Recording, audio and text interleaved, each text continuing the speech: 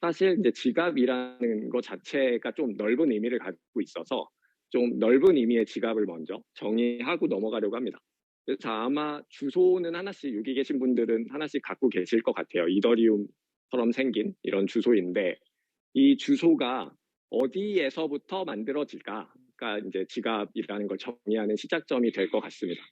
그래서 오늘은 암호학적인 얘기는 다 빼고 가려고 그래요. 암호학을 다루기 시작하면 시간이 너무 길어지고 우리에겐 시간이 많이 없기 때문에 암호학적인 얘기나 아니면 원리 이런 것들을 하진 않을 것 같고 그냥 일단 뭐 공개키라는 애가 있는데 그 공개키라는 것으로부터 만든다라는 정도만 그냥 알아두시면 될 것 같습니다.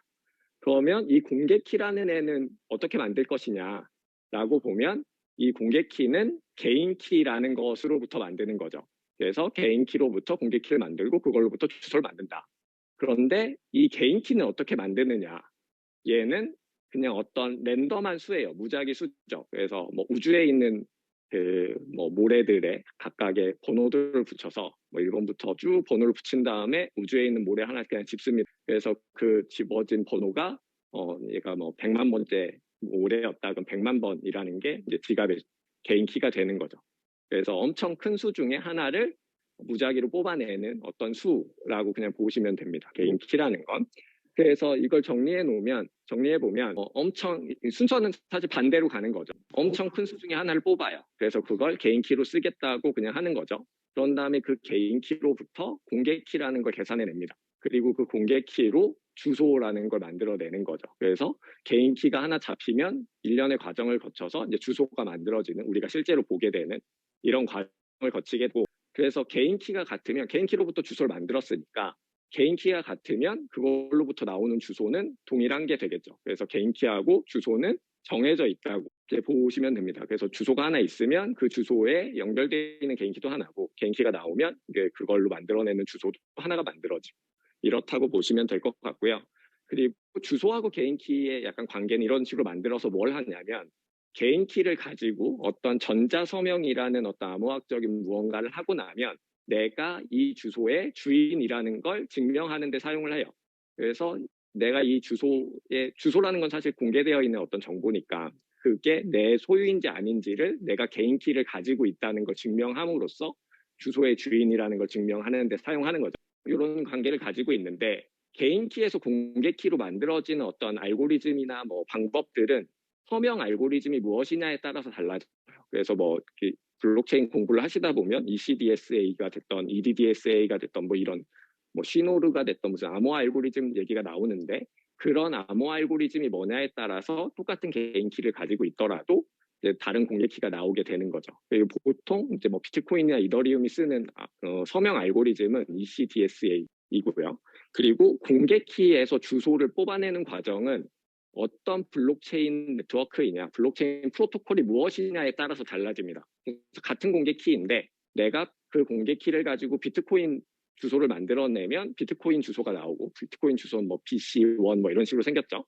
그리고 그걸 가지고 이더리움의 주소를 만들겠다. 그럼 같은 공개 키를 가지고 그러면 이더리움의 주소가 나오는 게 됩니다. 그래서 공개 키를 가지고 주소를 만들어내는 건 블록체인 메인넷의 프로토콜이 정의해놓고 그거에 따라서 달라진다고 보시면 됩니다. 그래서 이걸 좀 요약해 보면 개인 키는 이제 비밀 정보가 되고 그리고 공개 키 아니면 주소는 이제 공개 정보가 되죠. 그리고 저 개인 키를 가지고 하나의 개인 키를 가지고 여러 가지 뭐 비트코인 주소도 만들 수 있고 이더리움 주소도 만들 수 있고 뭐 솔라나 주소도 만들 수 있고 이렇게 할 수 있고 그리고 이 개인 키를 가지고 있다는 걸 증명함으로써 내가 저 주소의 주인이라는 걸 증명하게 되는 거죠. 이게 저희가 알고 있는 다른 컨셉이랑 굉장히 비슷하죠. 그래서 아이디 패스워드 같은 그래서 내가 패스워드를 알고 있다는 걸 증명하면 내가 저 아이디의 주인이라는 걸 증명한다거나 아니면 뭐 비밀번호나 OTP 같은 걸로 뭐 내 계좌에 내가 주인임을 증명하는 거나 뭐 이런 게 좀 비슷한데 다른 점이 있다면 패스워드하고 아이디 사이에는 수학적 연결고리가 없어요. 내가 아이디는 내 맘대로 만들고 패스워드도 아이디하고 상관없이 만들죠. 그냥 둘 다 내가 그냥 만들어 놓고 그걸 어딘가 중앙안의 서버에서 관리를 하는 것 대신에 근데 개인 키하고 그 주소는 사실 수학적인 연결고리가 있는 거죠. 아까 말씀드린 것처럼 개인 키로부터 주소를 만들어내기 때문에 지금 원래 웹2 서비스에서 쓰던 패스워드나 뭐 비밀번호 또 사실 되게 중요한 정보잖아요. 그걸 탈취되지 않기 위해서 굉장히 많은 노력들을 기울이고 있지만 사실 블록체인에서의 개인 키는 그거보다 훨씬 더 중요해지죠. 왜냐하면 내가 아이디가 있는데 패스워드를 잃어버리면 패스워드를 바꿀 수 있는데 주소를 가지고 있는 상태에서 개인 키를 누군가 훔쳐가면 개인 키를 바꿀 수가 없는 거죠. 그래서 지갑에서는 이 개인 키를 더 보호하는 것이 훨씬 더 중요해지는 것 같습니다. 그래서 이 지갑과 관련된 얘기를 시작할 땐 개인 키 얘기를 안 할 수가 없게 되는 것 같고요.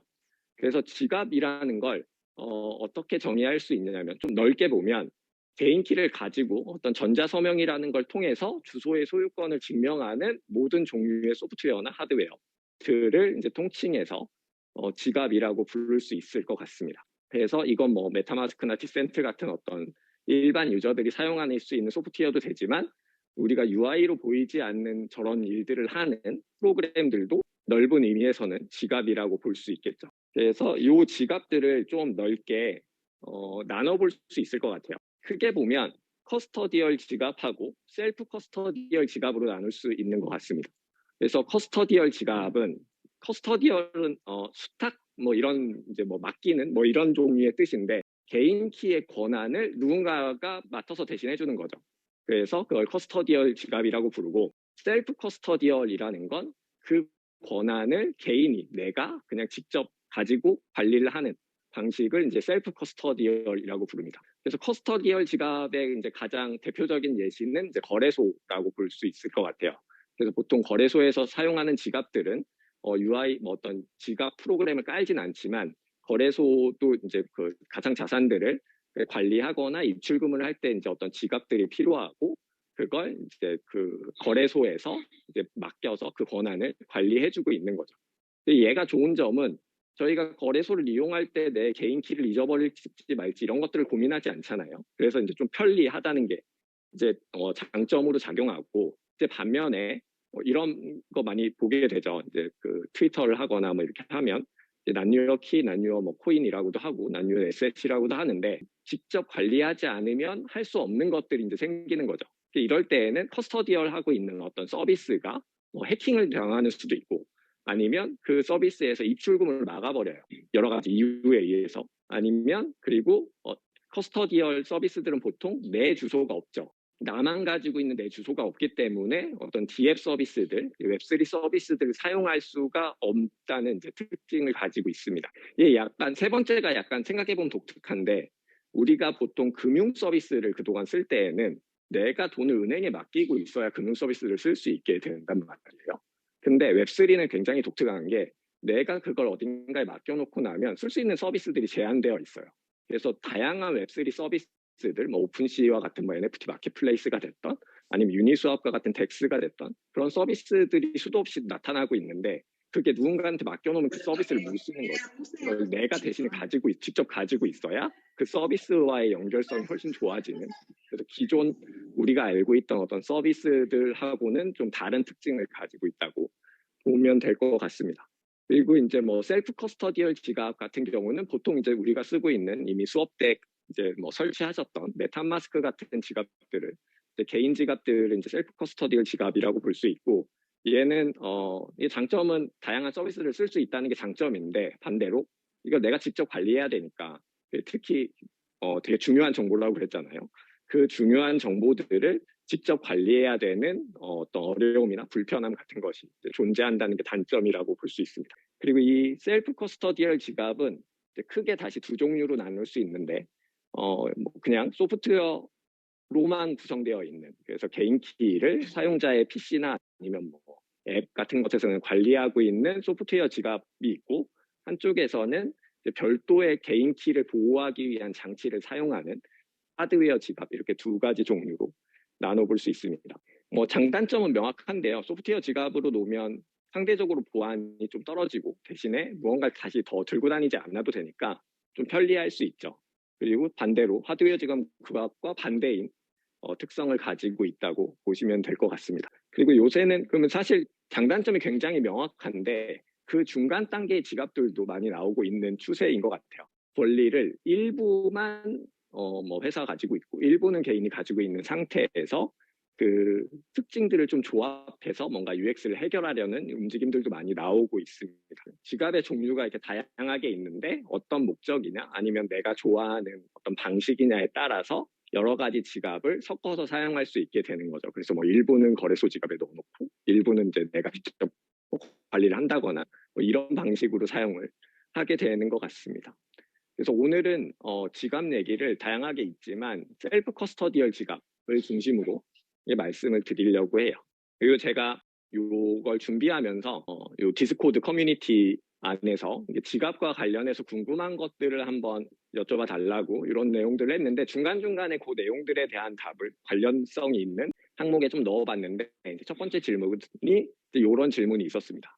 그래서 지갑이 꼭 필요한지 그리고 어떤 부담감들을 어떻게 완화할 수 있을지 뭐 이런 것들이 있는데 일단 블록체인이라는 기술이 어떤 자산을 다루는 기술이기 때문에 그 자산을 담을 수 있는 어떤 그릇이 필요하겠죠. 그래서 처음에 그 한재성 교수님도 말씀하셨지만 웹3 서비스를 쓸 때 일단 지갑은 필수, 어떤 형태가 됐던 필수라고 볼 수 있고요. 그리고 이런 불편함들을 감수한 장단점들을 좀 해소하기 위해서 다양한 앞에 말씀드린 커스터디얼 지갑이 됐던 셀프 커스터디얼이 됐던 아니면 세미 커스터디얼이 됐던 이런 종류의 지갑들을 내 서비스에 맞게 좀 취사 선택해서 사용할 수 있는 것들로 이제 지갑의 종류나 어떤 서비스의 형태가 좀 다양화되고 있는 것 같습니다. 그래서 이제 이런 셀프 커스터디얼 지갑들 중에 어떤 종류의 지갑들이 있는지를 그냥 잠깐 살펴보면 분류를 이제 크게 두 개로 나눠볼 수 있을 것 같아요. 하나는 소프트웨어이냐 하드웨어이냐 이런 기준이 하나 있을 것 같고요. 두 번째는 싱글 프로토콜이냐 멀티 프로토콜이냐. 싱글 메인넷이라고 원래 보통 하긴 했었는데 사실은 메인넷보단 프로토콜에 좀 더 가깝기 때문에 이런 두 가지 기준으로 나눠볼 수 있을 것 같습니다. 첫 번째는 소프트웨어 지갑인데 하나의 프로토콜만 지원하는 지갑이에요. 대표적으로 메타마스크가 있죠. 메타마스크는 이더리움이라는 어떤 프로토콜, 그래서 이더리움이 호환되는 체인들, 뭐 EVM 컴패터블이라고도 부르고 그런 프로토콜만 지원하는 소프트웨어 지갑이라고 볼 수 있습니다. 그리고 뭐 클레이튼에는 이제 클레이튼을 지원하는 카이카스라는 지갑이 있고 각각의 메인넷들이나 프로토콜별로 그런 것들을 지원하는 약간 전용 지갑 같은 것들이 좀 있죠. 그래서 각각 어떤 메인넷 프로젝트들이 새로운 메인넷을 런칭할 때 가장 핵심이 되는 인프라 중에 하나가 지갑이기 때문에 그 지갑을 직접 만들거나 아니면 굉장히 가까운 지갑 파트너들과 함께 일하는 경향이 있고 그래서 그런 종류의 지갑들이 싱글 프로토콜인데 소프트웨어 지갑인 케이스라고 볼 수 있습니다. 두 번째는 멀티 프로토콜인 소프트웨어 지갑이 있을 수 있겠죠. 그래서 뭐 대표적으로 이제 뭐 디센트 같은 지갑이 디센트의 이제 앱 지갑 같은 경우가 그런 경우라고 볼 수 있고요. 그거 말고도 사실 굉장히 다양한 형태의 지갑들이 있습니다.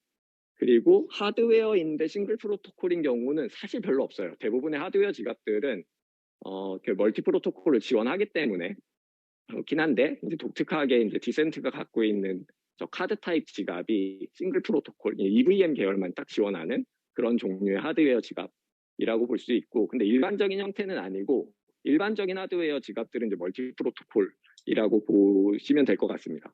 그래서 하드웨어 지갑은 기본적으로 내 자산을 좀 안전하게 보관하기 위한 금고의 느낌이 좀 강하기 때문에 그 금고 안에 담을 수 있는 자산의 종류가 여러 가지인 게 당연히 중요하고 그래서 기본적으로 이제 멀티 프로토콜인 경우가 이제 많습니다. 대표적으로 저희 지문 지갑 같은 경우가 있을 수도 있겠죠. 그러면 이제 이제 지갑들 다양한 지갑들이 있지만 그 지갑들이 할 수 있는 어떤 기능들은 좀 패턴들이 좀 있는 것 같아요. 그래서 기본 기능들이 있는데 그 기능들을 이제 하나씩 그냥 가벼운 마음으로 지갑을 써보셨으면 다들 아실 것 같긴 한데 살펴보면 좋을 것 같습니다. 그래서 얘는 사실 디센트를 가지고 얘기했지만 디센트가 아니더라도 다른 지갑들도 기본적으로 이런 종류의 기능들은 제공하고 있는 것 같아요.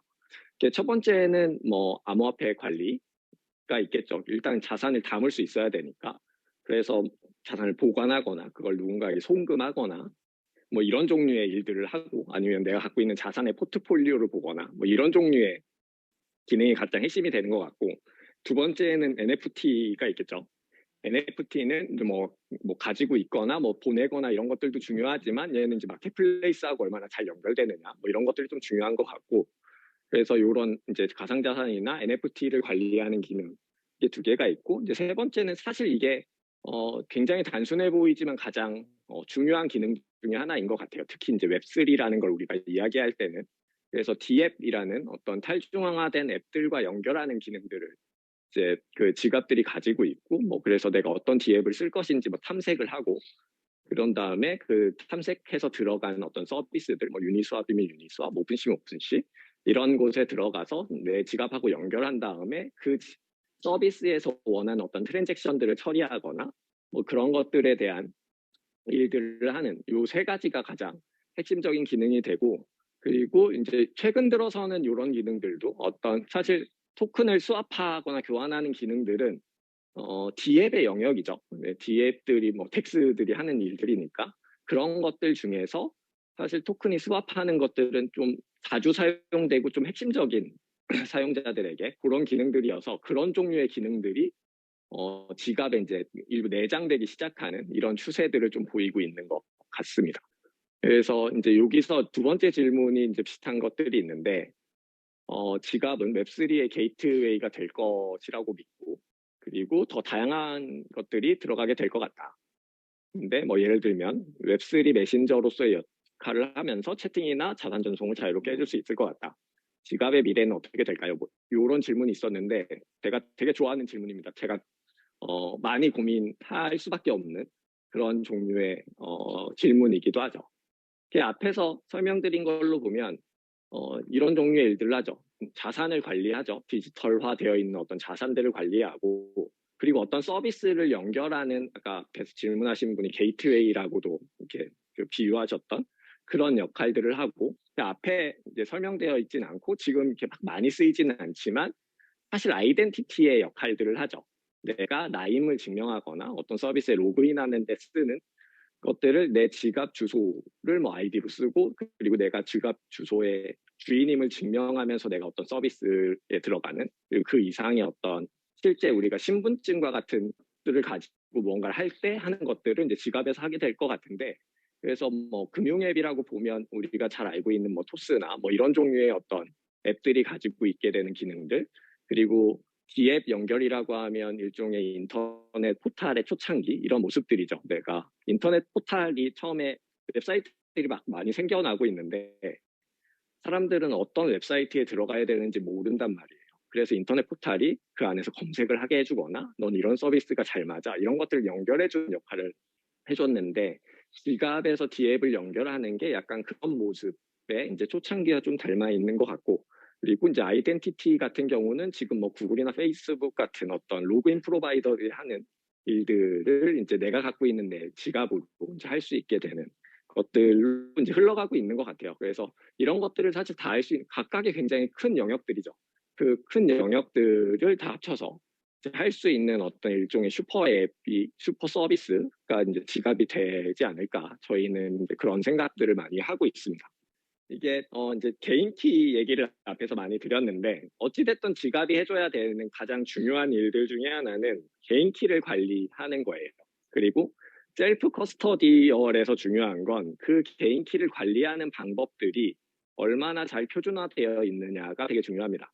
그래야 내가 어떤 지갑 서비스 벤더, 지갑 서비스 프로바이더에 의존하지 않고도 내 키를 내가 계속 가지고 있을 수 있기 때문에 그런 것들이 중요한데 그래서 그런 걸 관리해주기 위한 어떤 표준들이 일찌감치부터 좀 나와 있어요. 그래서 그 얘기를 좀 말씀드리려고 합니다. 기억나시죠? 한지 얼마 안 됐으니까. 네, 그래서 지갑에서는 개인 키를 얼마나 잘 보호하는지가 중요하다. 그래서 잘못 보호하면 얘가 큰 타격을 입을 수 있다. 근데 이런 것들이 개인 키가 중요한데 이런 질문들이 생길 수 있어요. 우리가 지갑 주소 10개씩은 가지고 있잖아요.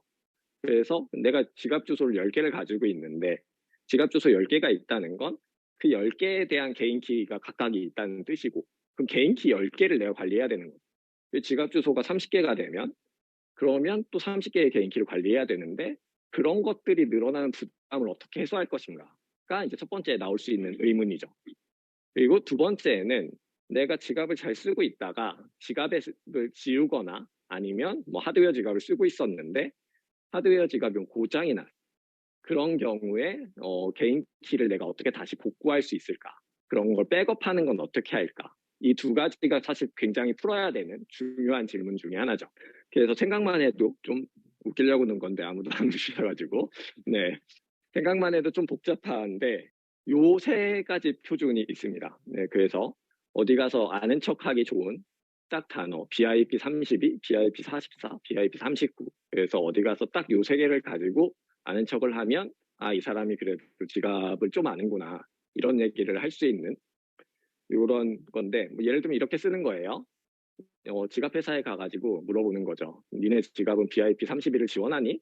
이런 걸 이렇게 물어보는 거예요. 그러면 이제 그 고객센터에서 이 사람이 완전 초보는 아니고 지갑 좀 아나 본데 뭐 이런 것들을 좀 알 수 있게 되죠. 그래서 얘는 뭐 계층 결정적인 구조 뒤에서 말씀드릴 건데 개인 키를 관리하는 걸 어떤 하이어라키를 가지고 관리를 하느냐 뭐 이런 것들을 이제 물어보는 거고 두 번째는 이건 좀 더 실용적으로 써먹을 수 있어요.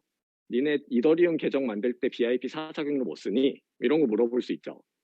그래서 얘는 사실 무슨 뜻이냐면 마스터키에서 이더리움 개인 키를 이렇게 뭐 유도를 하는데 그때 어떤 경로를 가지고 유도를 하는지 이런 걸 물어보는 뜻이 됩니다. 이것도 뒤에서 말씀을 드리면 될 것 같고 세 번째는 뭐 BIP 39 니네 지원하니? 뭐 이런 걸 그냥 물어볼 수 있어요. 지갑 회사들이 이제 지갑을 소개하면 그러면 이 BIP 39라는 건 어떤 그 표준화된 호환되는 니모닉 단어 아니면 시드 프레이즈 리스트를 사용하고 있는지 아니면 독자적인 방식인지 이런 것들을 물어보는 겁니다. 그래서 그 32, 44, 39를 하나씩 그냥 뜯어보면 될 것 같은데요.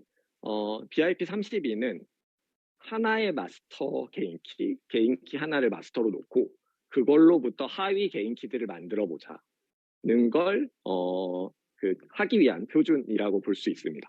첫 번째 의문이랑 비슷한 거죠. 내가 주소를 10개 가지고 있는데 10개의 개인 키를 각각 관리하려고 봤더니 너무 복잡해지는 거예요. 그래서 하나를 만들어 놓고 그 하나에서부터 하위 개인 키들을 여러 개 만드는 방식으로 사용을 해보자. 그러면 좋은 점은 뭐냐면 전체 10개를 각각 관리하지 않고 그냥 하나만 알고 있으면 나머지 10개는 다시 계산해낼 수 있는 거죠. 그래서 지갑의 주소를 확장하는 데 굉장히 유용해집니다. 요 어떤 하위 키가 상위 키가 있는데 그 상위 키로부터 어떤 인덱스를 주면 하위 키를 만드는 공식을 이제 표준화해 놓은 거죠. 그게 이제 BIP 32라고 부르고 이런 걸 지원하는 지갑을 HD 지갑이라고 불러요. 그래서 약간 어떤 계층 구조들을 주고 키를 그 계층 구조에 맞게 키를 관리한다고 그래서 HD 지갑이라고 부릅니다. 두 번째는 BIP 44인데 저런 계층 구조를 가지고 있는데 그러면 어떤 인덱스를 누가 쓸 것이냐 어떤 뭐 비트코인 만들 때는 어떤 인덱스를 쓰는 게 좋은지 이런 것들이 정의되어야 되겠죠. 그래서 그런 걸 정의해 놓은 것이 BIP 44번입니다. 그래서 BIP 44는 이렇게 생겼어요. 그래서 얘는 뭐 스펙 이름이 멀티 어카운트 HD 월렛인데 BIP 32를 지원하는 지갑에서 각각의 내가 비트코인의 개인 키를 만들 때 아니면 이더리움의 개인 키를 만들 때 이런 것들을 만들어내는 경로를 표준화하자라고 해서 나온 거고요. 그래서 경로가 이제 보통 저렇게 생겼습니다. 공대생들에게는 이렇게 그렇게 복잡하지 않고 익숙한 형태가 되고 얘 각각 세 가지 예시가 있는데 얘 각각을 뜯어보면 뭐 이런 뜻이에요. 그래서 얘는 BIP 44는 이제 밑에부터는 44라는 규격을 따를 거야 라는 이제 뜻이고 두 번째는 코인 타입인데 0번은 비트코인으로 하자 이렇게 정해놓은 거죠. 그 60이라고 하는 건 이더리움이라고 하자 이렇게 정해놓은 거예요.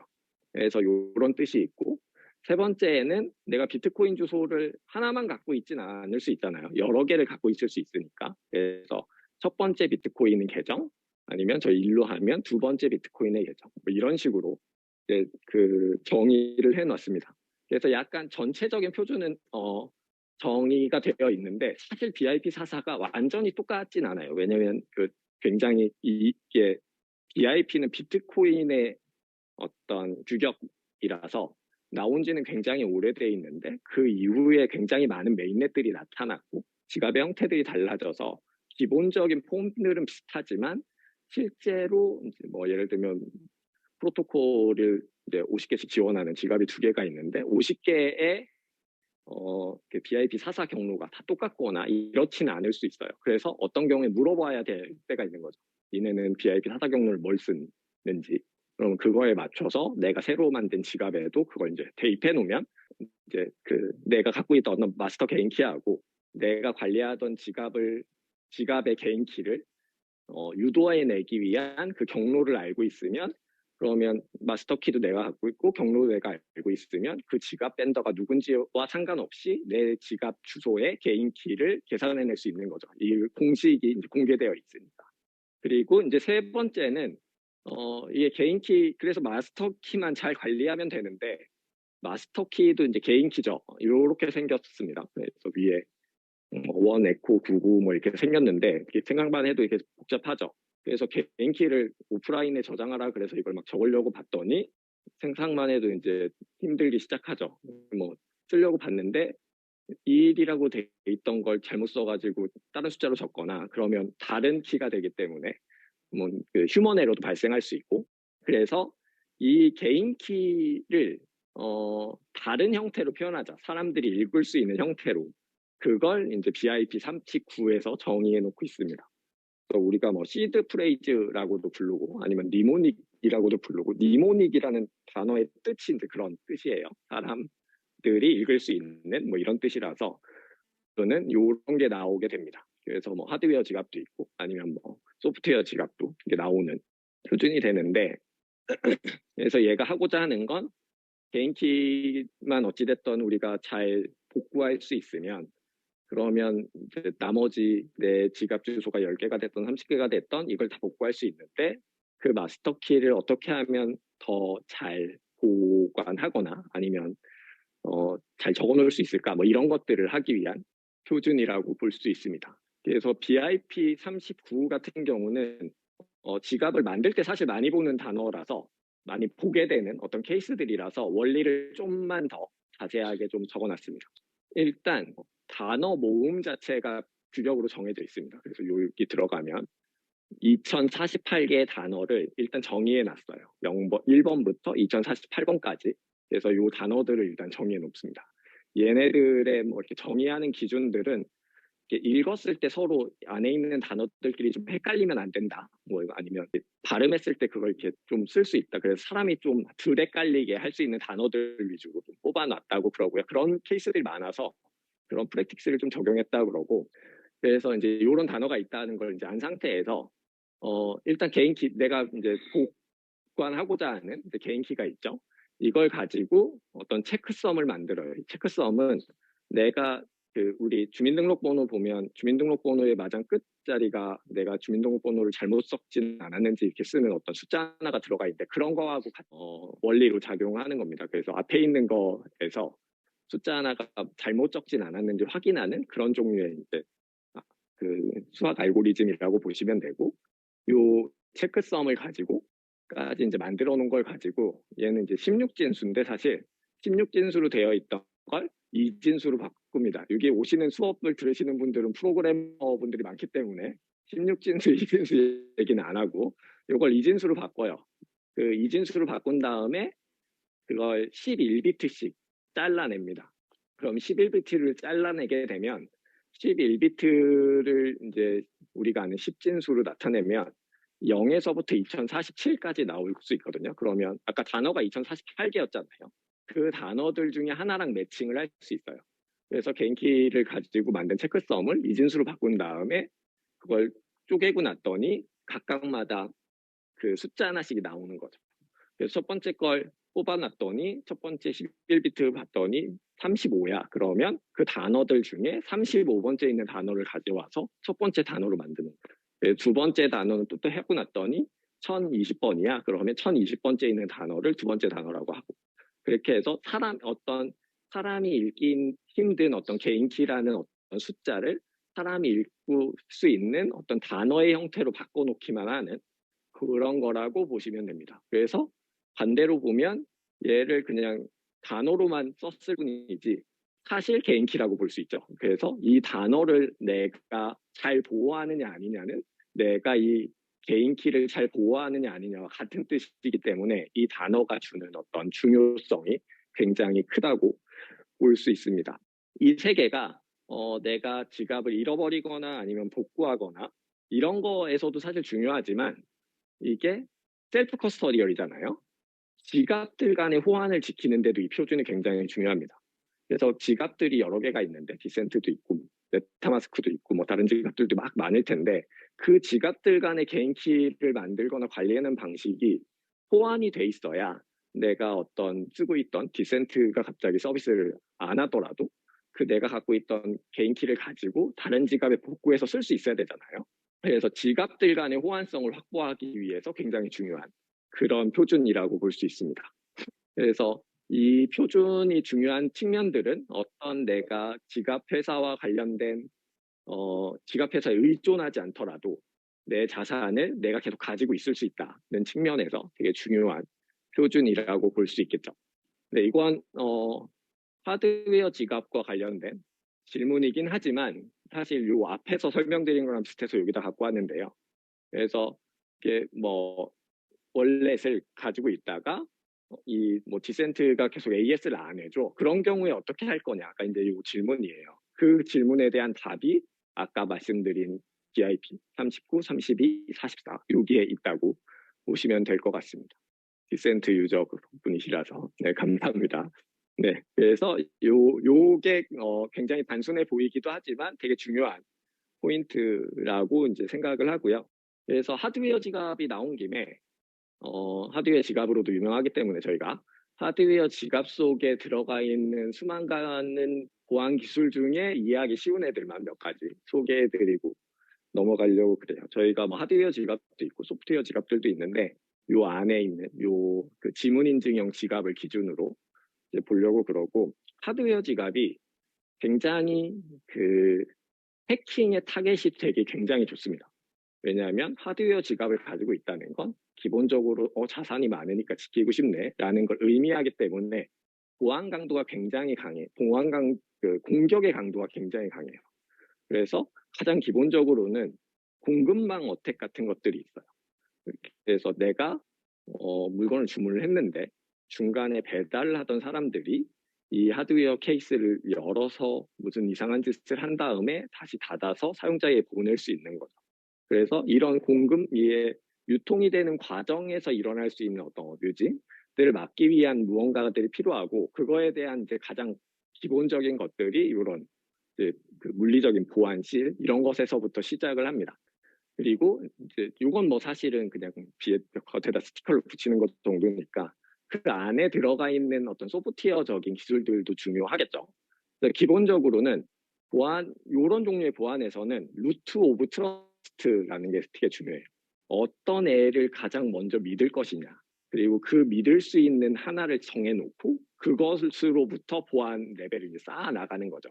그래서 보통 하드웨어 지갑들은 안 쓰는 것들도 있지만 보안칩, 뭐 우리 신용카드나 아니면 일심카드나 이런 데 쓰는 어떤 그 조만한 칩 그걸 이제 많이 사용합니다. 그건 딱 보안만 신경 써서 만들어 놓은 가장 작은 컴퓨터 같은 거라고 보시면 돼요. 그래서 그걸 가져다 쓰고 그 안에 있는 보안의 기능들을 레버리지 삼아서 나머지 보안 시스템들을 좀 구축하는 이런 거라고 볼 수 있습니다. 그래서 이 안에 들어가는 기술들 중에 그러면 하드웨어만 안전하다고 그래서 하드웨어 지갑이 안전해질 거냐? 사실 그렇지 않죠. 그래서 이 보안칩을 쓰더라도 그 안에 있는 소프트웨어들도 사실 되게 중요해요. 첫 번째는 얘가 보안 강도, 공격 강도가 높다는 것이 내가 만약에 하드웨어 지갑을 어디선가에 주웠어. 그러면 그 안에 돈이 많이 들어있을지도 모르잖아요. 그래서 그걸 깨려는 수만 가지 하드웨어 공격 기법들이 있습니다. 그래서 그걸 녹여가지고 엑스레이를 찍어보기도 하고 개인 키를 찾아내기 위해서 아니면 걔가 뭐 수행하고 있을 때 뭔가 이렇게 그 정기적인 충격을 줘서 어떤 코드를 좀 뛰어넘게 만들고 싶어 하거나 뭐 이런 종류의 이제 잘 알려진 하드웨어의 그 공격 기법들이 있어요. 그걸 막기 위해 한 약간 시큐어 코딩 방식들이 이제 알려진 것들이 있죠. 그 중에 이제 이해하기 가장 쉬운 게 요건데 왼쪽에 있는 게 이제 일반적으로 이제 사용자가 뭐 비밀번호를 넣든 지문을 넣든 이 사용자가 맞았는지 틀렸는지를 확인할 수 있는 코드가 이제 왼쪽에 가장 심플한 버전 C라는 언어로 되어 있는 것 같은데, 그러면 프로그래밍을 아시는 분들은 아시겠지만 얘가 이 숫자가 0이면 1로 오고 0이 아닌 나머지 2일 수도 있고 뭐 3일 수도 있고 그러면 1로 들어오게 됩니다. 그러면 무슨 일이 벌어지냐면 내가 지갑을 하나 주웠는데 저 코드가 동작하는 위치를 대충 찾아냈어요. 한 0.3초 뒤에 돌더라. 그런 다음에 저 코드가 돌기 직전에 내가 아무 핀 번호나 넣어놓고 메모리에다가 전기 충격을 탁 줘요. 그러면 얘는 사실 핀 번호가 틀렸으니까 0이어야 되는데 그 메모리에 준 전기 충격 때문에 얘가 갑자기 숫자가 막 이상한 숫자로 바뀌죠. 5033 이렇게 바뀌죠. 그러면 갑자기 사용자가 맞다고 할 수도 있게 되는 이런 종류의 공격들이 발생할 수 있습니다. 그래서 이런 것들을 막기 위한 이제 기법들 중에 가장 그 기초적인 기법이 이런 거예요. 그래서 그러니까 맞는지 틀리는지를 굉장히 비트들이 잘 분산되어 있는 애들을 가지고 이제 검증을 해놓고 그게 아닌 어떤 공격이 들어와서 숫자가 이상하게 바뀌어 있다 그러면 시큐리티 얼럿으로 들어가는 거죠. 그럼 시큐리티 얼럿으로 들어오면 할 수 있는 것들은 지갑에 있는 개인 키들을 그냥 지워버린다거나 리셋을 시켜버린다거나 뭐 이런 것들을 할 수 있게 되죠. 그래서 이런 종류의 잘 알려진 기법들이 이제 하드웨어 지갑들에는 들어가 있다고 볼 수 있습니다. 그리고 이제 보통 많이 하게 되는 게 이제 맨 인 더 미들 공격인데 하드웨어 지갑은 믿을 수 있지만 사실 폰이나 어떤 PC들은 못 믿을 수 있고 공격 포인트가 더 좋다 뭐 이러는 거죠. 그래서 내가 어떤 내 친구한테 5이더나 되는 걸 보내려고 그래요. 그래서 하드웨어에 보내기 전에 이렇게 그냥 보내는 거죠. 친구 주소를 넣었는데 중간에 어떤 해커가 내 PC에 악성 코드를 심어서 저런 일이 발생할 때 주소를 내 친구 주소가 아니고 내 주소로 바꿔놓는 거, 해커의 주소로 바꿔놓는 거. 그런 상태에서 그냥 트랜잭션이 서명이 일어나게 되면 나는 모르겠지만 사실 해커한테도 오이더를 보내게 되는 이런 종류의 공격들이 이제 발생할 수 있어요. 그래서 하드웨어 지갑들이 못생겼지만 이런 디스플레이를 갖고 있는 이유 중에 하나는 이런 종류의 어떤 맨 인 더 미들 공격이 들어왔을 때 사실 하드웨어 지갑 안에서 사실 무언가 악성 코드를 넣는 것보단 앱이나 PC 프로그램에서 그런 악성 코드가 들어간단 말이에요. 그래서 그걸 실제로 서명하는 데이터를 하드웨어에서 한 번 더 검증할 수 있는 이런 종류의 일들을 할 수 있게 됩니다. 그래서 이게 서명만 하는 게 아니고 하드웨어 지갑 안에서 실제 블록체인들별로 그 트랜잭션들이 생긴 구조가 다를 거잖아요. 그런 것들을 이제 각각을 다 처리할 수 있게 되는 거죠. 그리고 받을 때에도 사실 마찬가지 일들이 있을 수 있어요. 내가 뭐 앱으로 그냥 이건 사실 이미 나왔던 공격 방식들이에요. 이미 한번 이런 방식의 공격이 이게 일어났었던 그 받기를 하는데 나는 내 주소를 알아내야 되니까 PC나 아니면 앱에서 받기 버튼을 누르면 이렇게 주소가 나오잖아요. 내 주소가 아니고 해커의 주소로 바꿔놓는 겁니다. QR코드를. 내 주소를 사실 외우고 있는 사람이 사실 잘 없잖아요. 그래서 복사 잘 됐으니까 그걸 뭐 거래소에 입력해서 넣든 아니면 뭐 친구한테 주든 이렇게 줘요. 그러면 거기서 이제 사실은 난 내 주소로 받고 싶었었는데 해커의 주소를 받는 주소로 그냥 넣어버리는 거죠.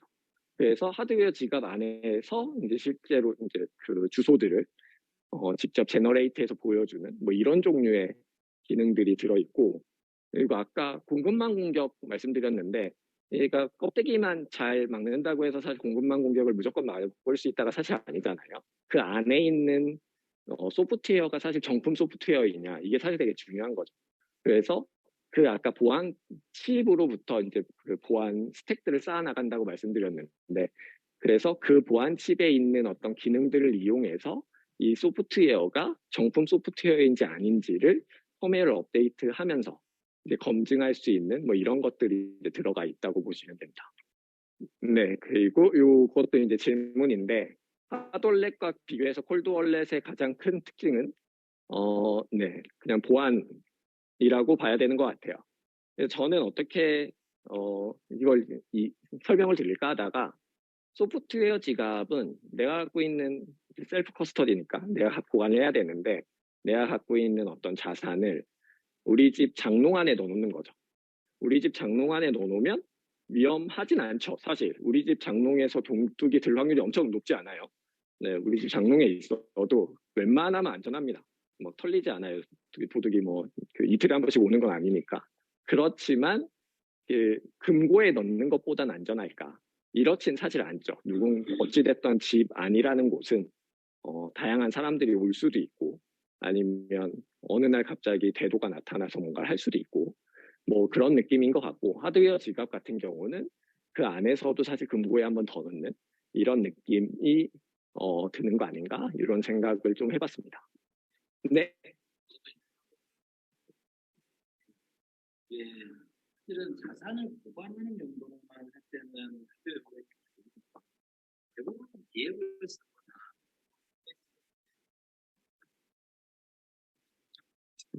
맞습니다. 이제 아래에는 하드웨어를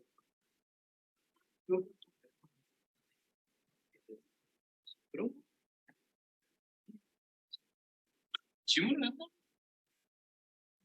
그렇다 질문해야 그래서 맞아요. 그 약간 트레이드 오프가 있는 것 같아요. 그래서 저 같은 경우도 별로 많이 없지만, 그래서 그 좀 많이 써야 되는 것들은 그냥 앱에 두고 대신에 소액이 되는 것 같고요. 좀 큰 금액이나 이런 것들은 그냥 좀 하드웨어에 넣어놓고 좀 운용을 좀 덜 하게 되는 뭐 이런 게 있는 것 같습니다. 그래서 어찌됐던 얘를 금고에 넣어놓으면 내가 장롱에서 장롱문 열고 이렇게 현금 하나씩 가져갈 때 편리함, 간 차이가 있잖아요. 들어갈 때마다 비밀번호 눌러야 되고 이런 것들이 추가되기 때문에 그런 어떤 사용 목적이나 운영 그런 거에 맞춰서 이제 다양한 것들을 좀 섞어서 쓰는 뭐 이런 패턴들이 좀 많이 나타나는 것 같아요. 네, 그리고 하드웨어 지갑 얘기가 나온 김에 어, 사실 저는 이게 굉장히 중요한 기능이라고 생각하는데 많이 안 알려져 있는 것 같아서 여기서도 소개해드리면 좋을 것 같아서 갖고 왔습니다. 이제 이름은 25번째 단어고요. 이 아까 요 2048개의 단어 리스트가 있다고 그랬잖아요. 그래서 우리가 뭐 메타마스크가 됐던 디센트가 됐던 카이카스가 됐던 모든 종류의 이제 많이 쓰는 지갑들이 이제 어떤 셋업을 할 때 이런 종류의 단어들을 보여주죠. 이 단어들은 아까 말씀드린 것처럼 아까 그 2048개의 단어 몸속에 있는 단어들 중에 하나예요. 예, 지갑을 맨 처음에 생성할 때 하는 것들이 그러면 아까 마스터키를 만든다고 그랬으니까 얘가 그 단어들 중에 뽑기를 계속 하는 거겠죠. 어떻게 보면. 그래서 주사위를 돌려서 하드웨어 지갑이든 아니면 메타마스크를 초기화할 때든 주사위를 돌려서 이 2048개의 단어들 중에 하나를 계속 랜덤하게 뽑아내는 이런 과정이라고도 볼 수 있어요. 그래서 이 무작위성을 어떻게 보호하느냐 사실 굉장히 중요한 문제이고 이 25번째 단어하고 좀 별개로 그래서 보통 하드웨어 지갑들이 저 무작위성을 잘 증명했다는 보안 인증들이 있습니다. 그래서 얘가 얼마나 랜덤한지, 얼마나 고르게 퍼져 있는지, 뭐 이런 것들을 검증해내는 보안 테스트들이 있는데 그런 것들이 통과된 칩들을 이제 많이 쓰게 되죠. 그래서 잘 뽑아가지고 이제 단어들 중에 뭐 12개가 됐던, 24개가 됐던 그걸 가지고 만들어 놓은 다음에 그 리모닉 코드를 가지고 이제 뭐 비트코인 개인키 만들어서 비트코인 주소도 만들고 이더리움 개인키 만들어서 이더리움 주소도 만들고 이렇게 되겠죠. 근데 요 사실 하드웨어가 아무리 좋고 그렇다고 하더라도 저 니모닉 코드는 어딘가에 적어놨을 거잖아요. 저걸 가지고 있어야 내가 나중에 하드웨어 지갑이든 앱을 지운 상태든 뭔가 복구를 해야 될 때 써야 되니까 저 정보를 누군가가 빼간다면 사실 나머지가 의미가 없어지는 거죠. 뭐 아니면 뭐 이런 것들을 약간 스킬처럼 하시는 분들도 있어요. 그래서 저 뭐 단어들 중에 2개 정도를 안 적어 놓는 거예요. 그런 다음에 나머지 뭐 22개만 적어 놓는 거죠.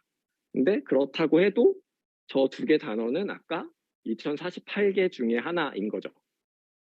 그래서 나온 컨셉이 이 25번째 단어라는 컨셉입니다. 우리가 어떤 사이트를 이용할 때 내가 정한 패스워드는 사실 있는 단어들 중에서 패스워드를 정하지 않잖아요.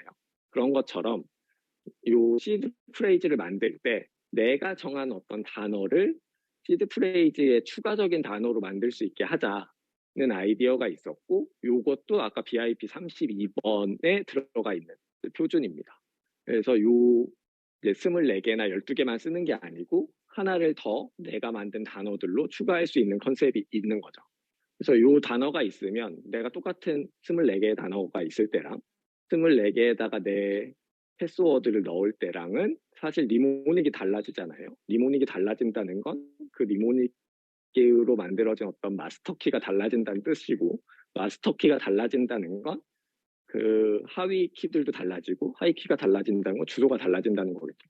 별도의 이제 지갑이, 새로운 지갑이 이제 생기는 이런 거라고 보시면 될 것 같습니다. 그래서 24개만 그냥 내가 갖고 있는 것보다 24개를 누가 훔쳐가더라도 그 안에다가 내가 숨겨놓은 어떤 비밀 단어, 내 패스워드를 가지고 니모닉을 한층 더 강하게 만들어줄 수 있는 이런 종류의 기능들이 있고, 얘는 소프트웨어 지갑들에서 못 쓰는 건 아닌데 이런 걸 지원하는 소프트웨어 지갑은 못 본 것 같아요. 근데 하드웨어 지갑들에는 이런 종류의 기능들이 이제 들어가 있고, 만약에 이제 쓰시는 분들이 있다면 이런 걸 잘 활용하시는 것도 좋을 것 같습니다.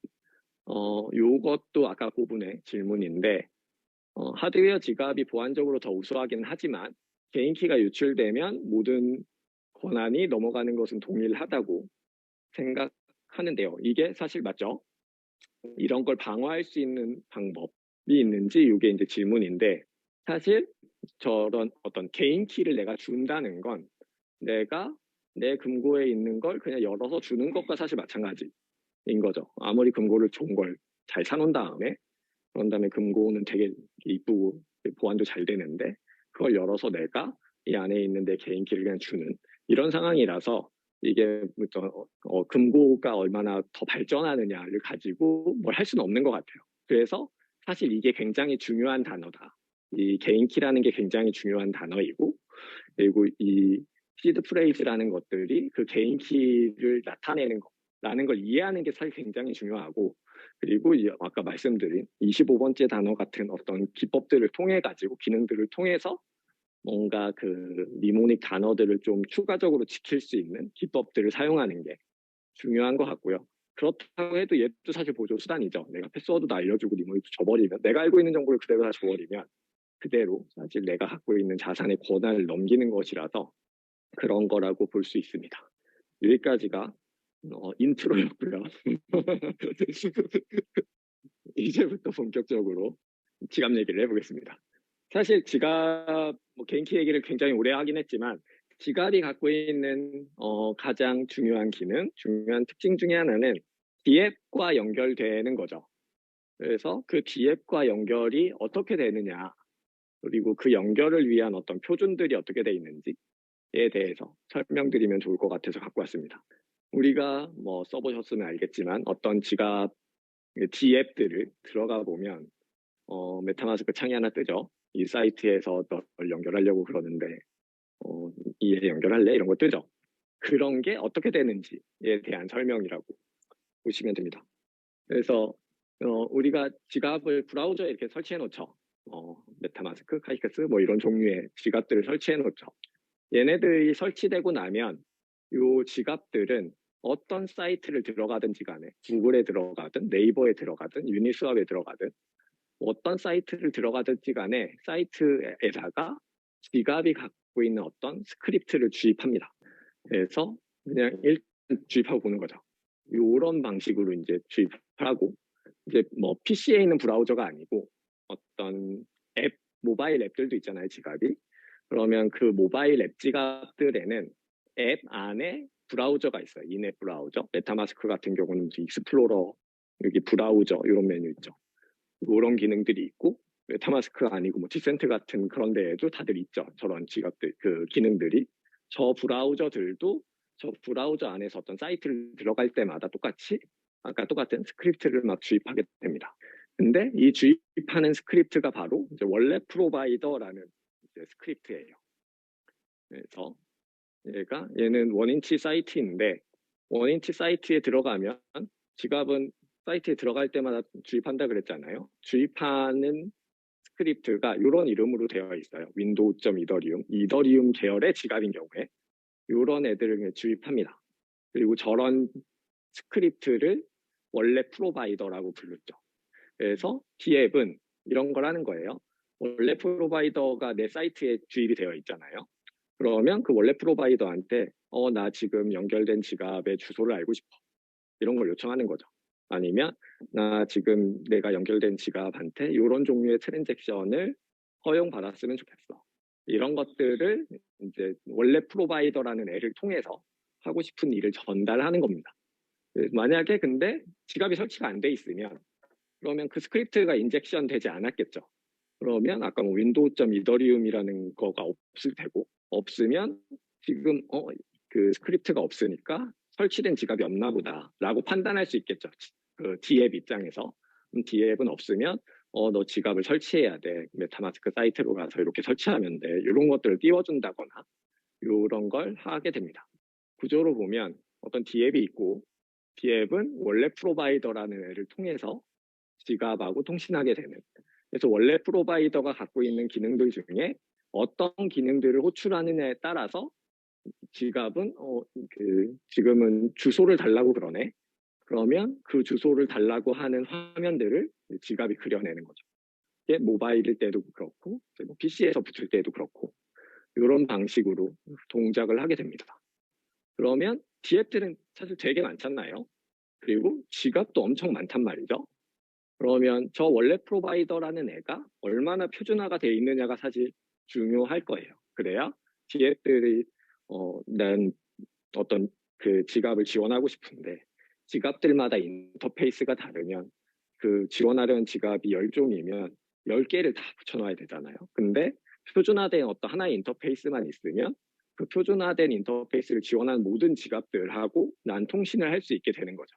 그래서 그런 표준화된 것들을 정의해 놓는 게 중요하고 이더리움 같은 경우에는 EIP1193이라는 곳에 이 프로바이더 인터페이스가 정의되어 있습니다. 그래서 인터페이스는 되게 심플해요. 그래서 나는 어떤 요청을 하고 싶다. 그리고 요청하는 거 안에 이런 어떤 그 파라미터를 넣을 수 있게 되죠. 저 파라미터 안에 난 주소를 알려줘. 아니면 밸런스를 알려줘. 아니면 트랜잭션을 보내줘. 뭐 이런 것들이 이제 들어갈 수 있게 되는 이런 형태로 되어 있습니다. 그래서 이더리움 같은 경우는 저 그 파라미터에 넣을 수 있는 게 이건 여기 있는 건 그 이더리움 노드가 외부에 이렇게 열어주는 이더리움 노드의 기능들에 대한 인터페이스예요. 그래서 뭐 서명을 해달라든지 아니면 밸런스를 달라든지 이런 것들을 밖에서 노드에 요청할 수 있는데 그런 종류의 요청들을 지갑을 통해서 할 수 있게 열어놓은 것이라고 보시면 될 것 같아요. 그럼 이더리움도 있으니까 사실 이더리움 프로토콜하고 다르게 생긴 프로토콜도 많이 있잖아요. 그러면 그 각각의 프로토콜들별로 메인넷들별로 이런 프로바이더 인터페이스가 존재하겠죠. 그래서 뭐 솔라나는 어떻게 되어 있는지 보려면 솔라나 프로바이더라고 검색하면 나옵니다. 그래서 이 솔라나 프로바이더라는 애가 정의하고 있는 건 솔라나에 있는 D앱이 솔라나를 지원하는 지갑과 통신하기 위한 어떤 규격이라고 볼 수 있고요. 클레이튼도 마찬가지로 클레이튼 프로바이더라는 것들이 정의되어 있고 마찬가지 일들을 하게 됩니다. 그래서 각각의 메인넷 프로토콜들이 이런 지갑하고 D앱 간의 통신을 하기 위한 어떤 표준화된 인터페이스를 이제 제공해주고 있는 거죠. 지금 앞에서 말씀드린 원래 프로바이더는 스크립트를 인젝션 한다고 그랬잖아요. 그러면 PC에 있는 지갑이 PC에 있는 D앱하고만 통신할 수 있을 거예요. PC에서 스크립트를 인젝션 하니까.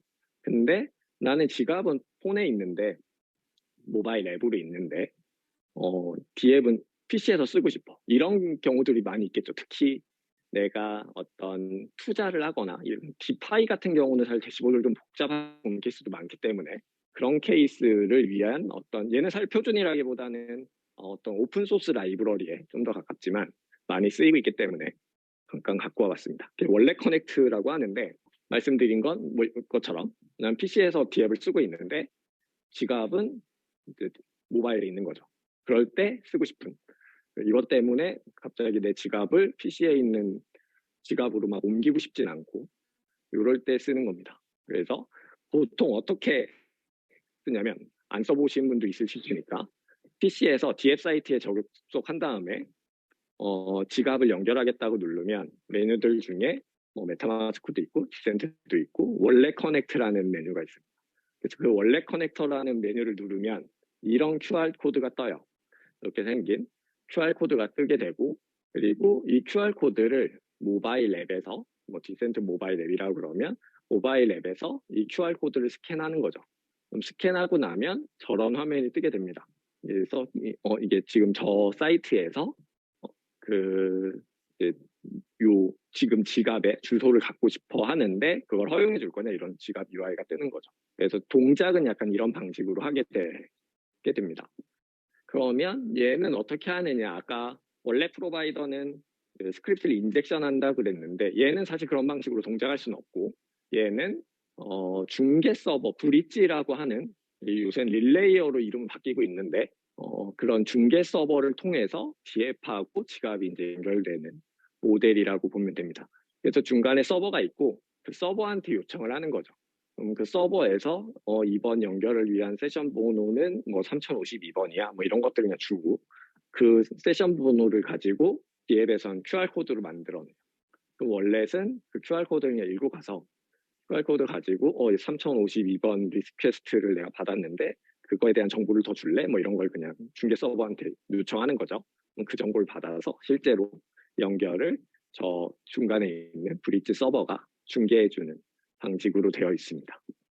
그래서 앞에 말씀드린 건 원래 커넥트의 버전 1 같은 경우고 원래 커넥트가 지금 버전 1에서 버전 2로 마이그레이션하는 단계에 있어요.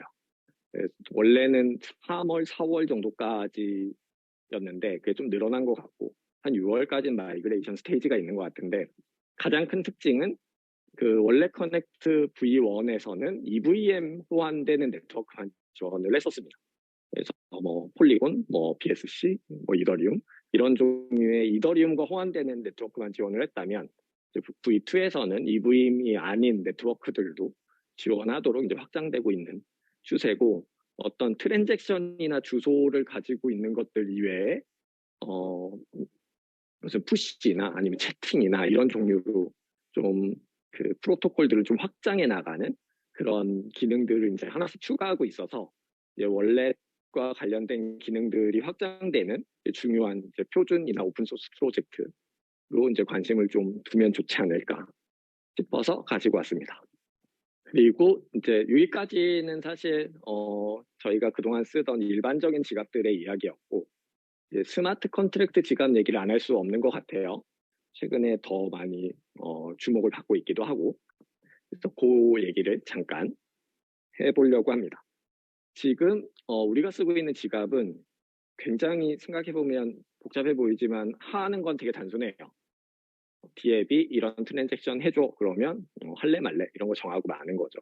그럼 그때 하겠다고 그러면 그게 그냥 바로 반영되거나 아니면 뭐 실패 나거나 안 하겠다고 말거나 이게 이제 지금 할 수 있는 지갑들이 전부인데 사실 우리가 생각해 보면 우리가 그냥 지금 쓰고 있는 서비스들 아니면 뭐 은행의 어떤 계정들 이런 걸 생각해 보면 사실 이런 것보다 더 많은 것들을 한단 말이에요. 뭐 무슨 뭐 개인키 업데이트, 뭐 비밀번호를 바꾸는 뭐 이런 것들을 하거나 아니면 어떤 계정을 잠가버리는 거죠. 아니면 송금 한도를 설정해요. 난 하루에 1 리더 이상을 보내지 않겠다. 뭐 이런 걸 할 수도 있고 아니면 화이트리스트로 뭐 주소를 등록해. 그래서 내가 갖고 있는 어떤 거래소 주소 이외에는 다 안 보내줬으면 좋겠다. 뭐 이런 조건들을 설정할 수 있거나 아니면 뭐 친구들끼리 같이 쓰는 어떤 계정들도 있잖아요. 그런 걸 하거나 자동이체를 하거나 이런 것들을 사실 많이 하고 있는데 지금 우리가 지금까지 쓰고 있는 어떤 지갑들 가지고는 이런 종류의 조건들을 설정하는 것들이 사실 어려웠었죠. 그래서 이런 걸 어떻게 하면 할 수 있을까라고 해서 나온 게 이제 스마트 컨트랙트 지갑입니다. 그래서 우리가 갖고 있는 어떤 지갑 주소가 있는 것처럼 스마트 컨트랙트도 사실 주소를 가지고 있어요. 우리가 똑같이 얘는 내가 뭘 갖고 왔더라? 네, USDC라는 어떤 ERC20 토큰의 컨트랙트 있는데 걔도 똑같이 이런 주소가 있는 거죠. 0x 뭐 A 뭐 이렇게 돼 있는. 그래서 그리고 저 주소에다가도 똑같이 뭐 이더나 아니면 다른 토큰이나 NFT나 이런 것들 담을 수 있습니다. 그래서 쟤를 스마트 컨트랙트를 그냥 사용자들의 지갑처럼 쓸 수 있으면 좋겠다라는 아이디어가 당연히 나오겠죠. 더 다양한 것들을 할 수 있으니까. 그래서 나온 게 이제 스마트 컨트랙트 지갑입니다. 컨셉은 이렇게 되는 거예요. 그래서 우리가 뭐 메타마스크나 디센트로 만들어진 건 개인 키에서부터 주소를 만들어냈잖아요. 그걸 내 지갑 주소로 썼다면 그러지 말고 메타마스크나 디센트에서 만든 개인 키는 내 지갑을 관리하기 위한 어떤 관리 키로만 그냥 쓰고 그리고 실제로 내 자산은 스마트 컨트랙트에 넣어놓는 거죠. 스마트 컨트랙트에다가 내 지갑 하나를 만들어 놓고 거기에 내가 갖고 있는 자산들을 이렇게 담아서 관리할 수 있으면 좋겠다. 이런 컨셉을 이제 생각하게 된 겁니다. 그래서 내가 갖고 있는 개인 키는 여전히 중요한데 그 개인 키는 이 컨트랙트 지갑의 주인임을 증명하는 데만 그냥 사용하는 이런 컨셉이 되고 앞에 말씀드린 것처럼 이런 스마트 컨트랙트를 지갑으로 쓰게 되면 다양한 조건들이 이제 설정할 수 있는 거예요. 스마트 컨트랙트는 프로그램이 가능해지기 때문에 안에다가 내가 원하는 어떤 기능들을 프로그램으로 넣을 수 있게 되는 거죠. 뭐 자동이체가 되거나 오늘의 송금 한도를 하거나 이런 것들을 할 수 있게 되는 게 됩니다. 컨트랙트 안에서 컨트랙트 지갑으로 활용하게 되면. 그래서 이걸 가지고 할 수 있는 것들은 사실 뭐 상상력을 발휘하면 더 많은 걸 할 수 있겠지만 제일 많이 이제 이미 사용하고 있는 방식 중에 하나가 이제 멀티시그라서 멀티시그를 잠깐 소개해 드리려고 그래요. 그래서 얘가 하고자 하는 건 여러 사람이 공동으로 관리하는 지갑이었으면 좋겠다. 인데 여러 사람이 공동으로 관리를 하겠다고 내가 갖고 있는 메타마스크의 리모닉을 3명한테 줘서 누구 셋 중에 아무나 보내면 되고 이렇게 할 수는 없을 거잖아요. 어떤 약속이 있어야 되는 거죠. 그래서 예를 들면 3명 중에 2명이 허락을 하면 뭘 보낼 수 있어. 이런 걸 만들고 싶으면 이렇게 되는 거예요. 그래서 제 지갑 하나가 있고 재선님 지갑이 하나가 있고 뭐 비토르님 지갑이 하나가 있으면 그 3명의 지갑 주소를 컨트랙트에 등록을 해놓은 거죠. 이 3명은 이 공용 지갑을 관리할 수 있는 사람이야. 그리고 이 관리할 수 있는 사람들 중에 2명의 승인이 떨어지면 얘는 이 컨트랙트에서 다른 곳으로 돈을 보낼 수 있어. 뭐 이런 것들을 컨트랙트 위에다가 프로그램으로 해놓는 겁니다. 이런 컨셉으로 만들어지는 걸 멀티시그 지갑이라고 이제 부르고 얘는 사실 앞에서 말씀드린 건 이더리움 같은 어떤 스마트 컨트랙트 기능이 있는 그런 메인넷을 기준으로 설명드린 거고 사실 멀티시그 기능이 그냥 내장되어 있는 애들도 있어요. 대표적인 게 이제 비트코인 같은 경우는 이미 그 네트워크의 프로토콜 내에 멀티시그 기능이 내장돼 있어서 뭐 별도의 스마트 컨트랙트나 이런 걸 만들지 않더라도 사실 이런 멀티시그 기능들을 활용할 수는 있습니다. 근데 오늘은 거의 이더리움과 같은 스마트 컨트랙트 플랫폼을 기준으로 좀 설명을 드리는 게 좋을 것 같고 이게 멀티시그는 사실 이해하기가 이렇게 어렵진 않죠. 그래서 얘를 또 응용할 수 있는 것들이 또 있는데 이걸 응용한 다른 버전이 이제 소셜 복구라는 기능입니다. 그래서 얘는 개인용 지갑인데 아까 그 멀티시그 지갑에 쓸 수 있었던 그런 아이디어를 합쳐보자라는 거에서 나온 겁니다. 그래서 얘는 내 지갑 주소니까 내 관리키는 그냥 똑같이 가지고 있어요. 대신에 내가 관리키를 잃어버리거나 아니면 해킹을 당하거나 그러면 저 관리키를 업데이트하고 싶은 거죠. 그 업데이트할 수 있는 권한을 다른 사람들에게 나눠준 겁니다.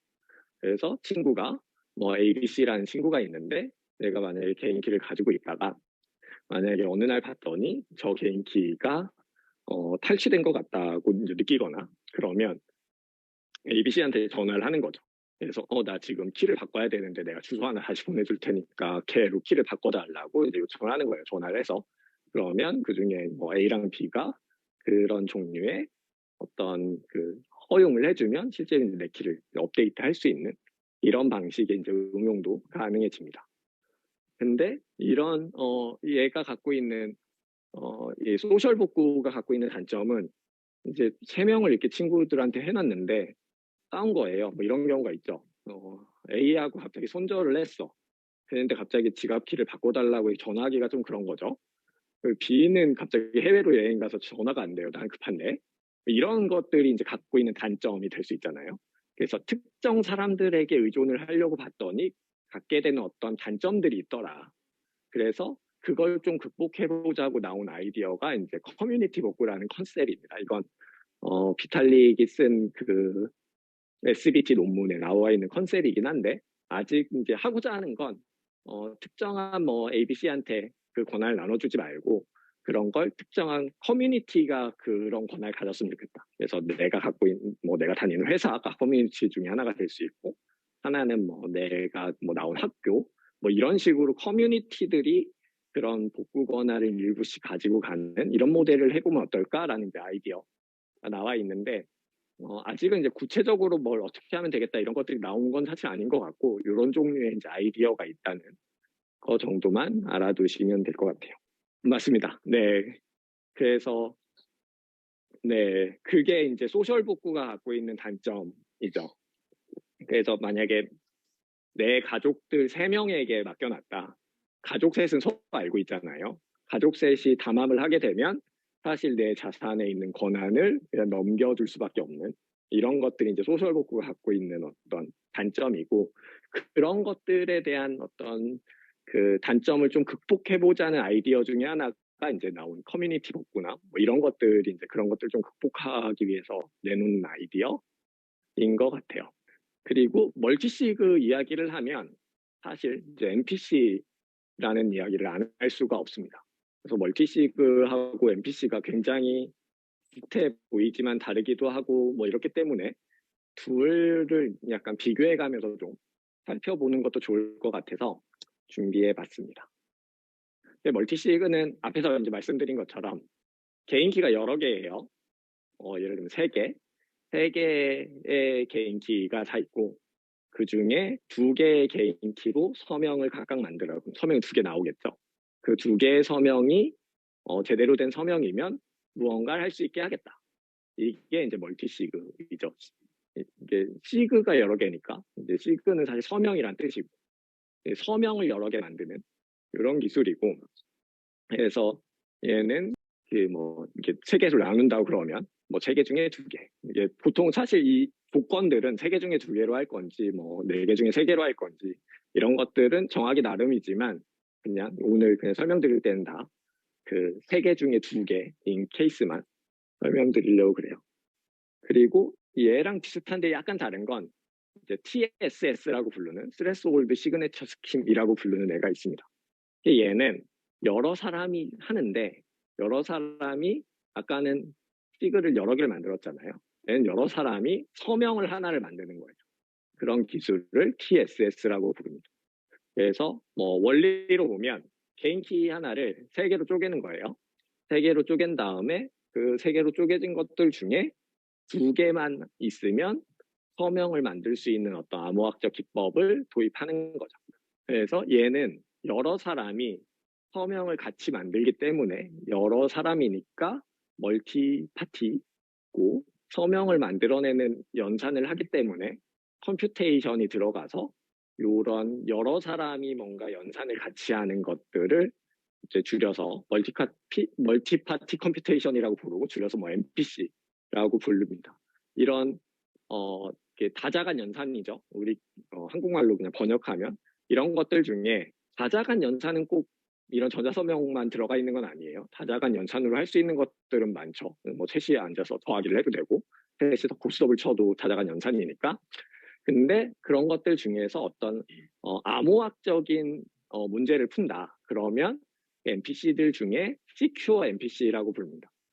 그래서 사실 우리가 NPC라고 부르면 아까 얘기한 TSS를 얘기하는 경우가 굉장히 많지만 사실 정확하게 보면 NPC라는 어떤 범주가 있고 그 NPC들 중에 어떤 보안과 관련된 암호학과 관련되어 있는 NPC를 Secure NPC라고 부르고 그 Secure NPC, 사실 Secure NPC로 할 수 있는 것들이 많죠. 그게 뭐 무슨 영지식 같은 걸 시큐어 MPC로 할 수도 있고 그런 시큐어 MPC 중에 이제 전자서명을 하나를 만들기 위해 여러 사람이 같이 하는 그런 종류의 MPC를 이제 TSS라고 부르는데 사실 지갑에서 MPC 얘기를 하면 다 TSS를 얘기하기 때문에 뒤에서도 그냥 계속 MPC라고 부르긴 할게요.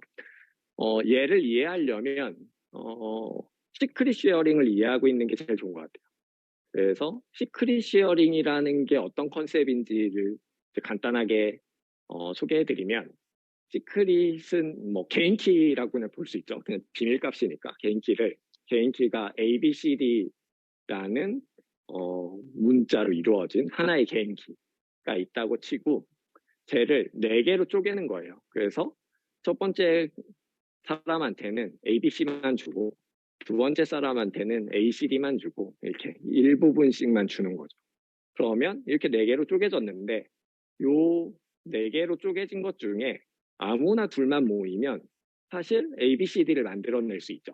이런 식으로 여러 명 중에 몇 명만 모이더라도 실제 원래 개인 키를 만들어낼 수 있게 쪼개는 이런 방식들을 이제 쓸 수 있는 거죠. 그러면 이렇게 뭐 개인 키를 이렇게 나눴다고 치면 요 4명 중에 아무나 둘이 모이면 그 둘이서 합쳐서 어떤 저 개인 키를 가지고 서명을 만들어내는 동작들을 할 수 있게 되는 것 같아요. 그리고 요런 쪼개진 어떤 조각들을 이제 MPC에서는 쉐어라는 이름으로 부르게 됩니다. 근데 사실 MPC는 이렇게 동작하진 않아요. 앞에서처럼 하려면 키가 한번 일단 만들어져야 되죠. 그 키를 만들어서 누가 나눠줘야 된단 말이에요. 그러면 키를 만들어서 나눠주는 사람이 그 키를 가져가거나 아니면 그런 과정에 해킹이 되거나 이런 수가 있죠. 그래서 실제로는 이렇게 동작하지 않는데 이걸 한 명이 나눠주지 않은 상태에서 그냥 각자가 각자 알고 있는 방식으로 그 쉐어들을 만들어내는 이런 프로토콜이 이제 실제로 그 지갑에서 쓰는 MPC 프로토콜들이 하는 그런 동작이라고 볼 수 있습니다. 얘가 원리로 보면 이런 거예요. 갑자기 그래프가 나오긴 하지만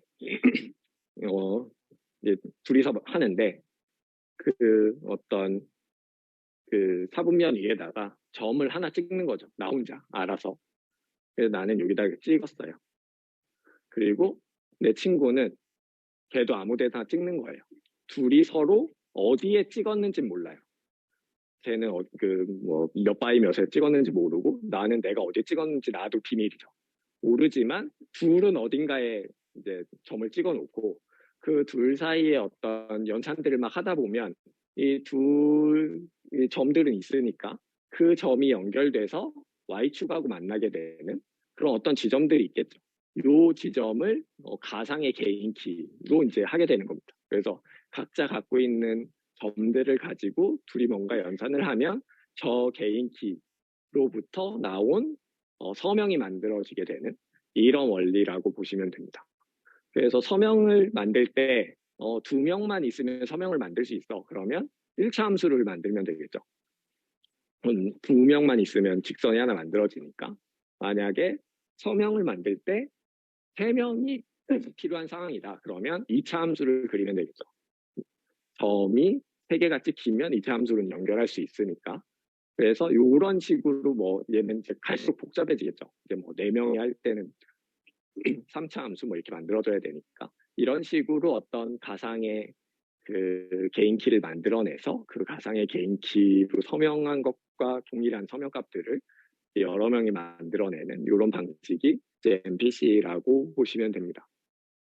그래서 얘가 갖고 있는 가장 큰 특징은 가장 해줘야 되는 가장 중요한 건 개인 키를 만들고 그리고 그 만들어진 개인 키로 전자서명을 하는 과정에서 상대방이 무엇을 가지고 있는지 상대방이 쉐어가 무엇인지를 서로 들키지 않는 게 중요해요. 그래서 그런 것들에 대한 학문적인 연구들이 굉장히 오랫동안 이루어졌고 그 연구들을 기반으로 이제 보통 MPC 프로토콜이 구현되었다고 보시면 됩니다. 그래서 멀티시그하고 MPC의 공통점은 왜 멀티시그 얘기를 하면 MPC가 나오냐면 이것 때문이죠. 여러 명이 합의를 해야 실제 지갑에서 트랜잭션이 가능해지기 때문에.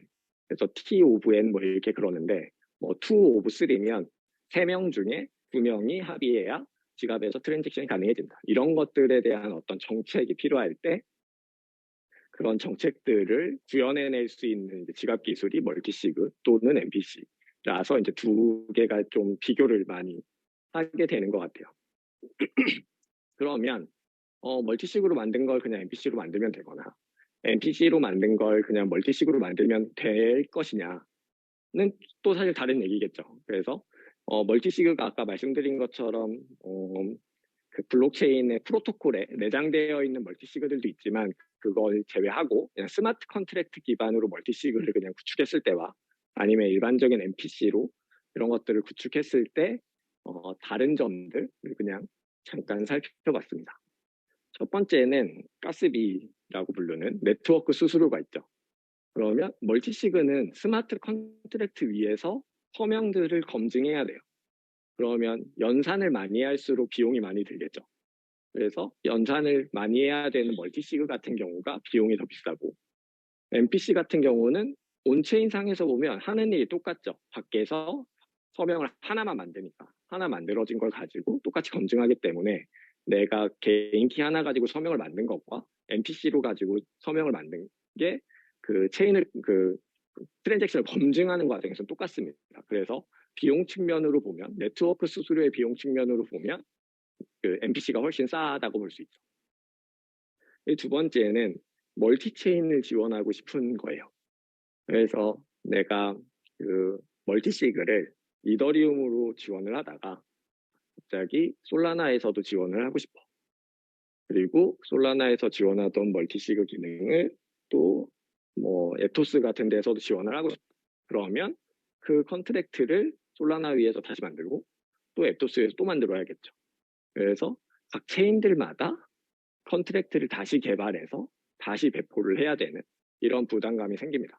근데 MPC 같은 경우는 온체인 상에서 볼 때 싱글 체인이랑 똑같아요. 왜냐하면 서명이 하나니까. 그래서 그 서명되는 알고리즘이 바뀌지 않으면 똑같은 다 ECDSA 같은 서명 알고리즘을 쓴다고 그러면 그 여러 체인들을 지원할 때도 사실 똑같은 방식으로 다 지원을 할 수 있게 되겠죠. 그래서 멀티 체인을 지원하는 측면에서는 MPC가 훨씬 더 쉽다고 볼 수 있습니다. 근데 서명 알고리즘이나 뭐 얘를 응용하는 걸 좀 확장하고 싶다.